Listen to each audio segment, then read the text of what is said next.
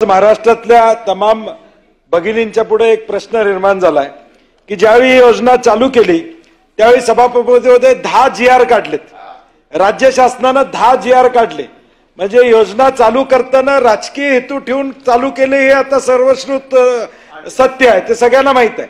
कारण की जर एखादी गोष्ट ज्यावेळी शासनातून होते ते तुमच्याकडे देतो गिरीशजी, नाही म्हणजे विचारपूर्वक योजना करताना विचारपूर्वक कुठला या ठिकाणी निर्णय झाला नाही, फक्त राजकीय हेतू ठेवून या ठिकाणी निर्णय घेण्यात आला। लोकसभेत जो फटका बसला, आशिष जी, लोकसभेत जो फटका बसला त्याचा उतारा म्हणून योजना काढली, बहिणींच्यावर प्रेम म्हणून योजना काढली नव्हती, हे सिद्ध झालेलं आहे। हे जे निकष जे काय आज मंत्री महोदय सांगतात ते निकष पहिल्यापासून होते, त्या निकषाची जबाबदारी जिल्हाधिकाऱ्यांच्यावर होती। मग ज्यांना अपात्र आज करताय त्यांची फसवणूक का करताय?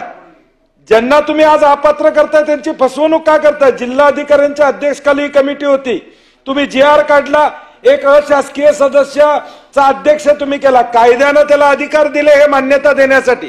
खाली तुम्ही लिहिलं स्थानिक ग्रामसेवक स्थानिक अधिकाऱ्यांचा सर्ट घ्या, मग याची पडताळणी झाली होती का नव्हती? झाली असेल तर मग आमचं म्हणणं आहे त्यांना अपात्र करू नका। त्यावेळी तुम्ही पात्र केलं सा, त्यावेळी तुम्हाला लाडकी बहीण वाटली, आता सावत्र झाली का निकाल लागल्यावर? आता सावत्र झाली का तुम्हाला निकाल लागल्यावर? त्यावेळी तुम्हाला लाडकी बहीण लागली, लाडकी बहीण दिसली, तुम्ही पुढच्या 2 महिन्याचं अनुदान या ठिकाणी दिलं।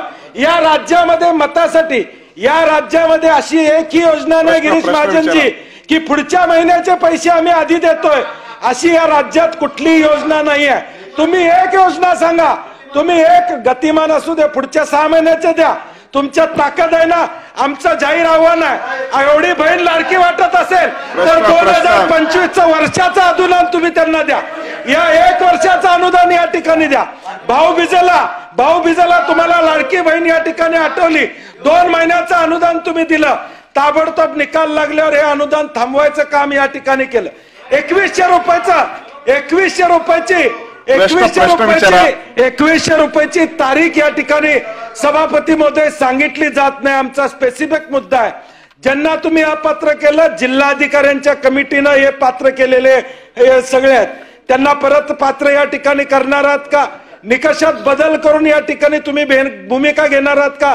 डाटा तुमच्याकडे उपलब्ध होता, KYC झालेला डाटा तुमच्याकडे वेगवेगळ्या डिपार्टमेंटचा आहे, त्याचा उपयोग तुम्ही त्या ठिकाणी का केला नाही?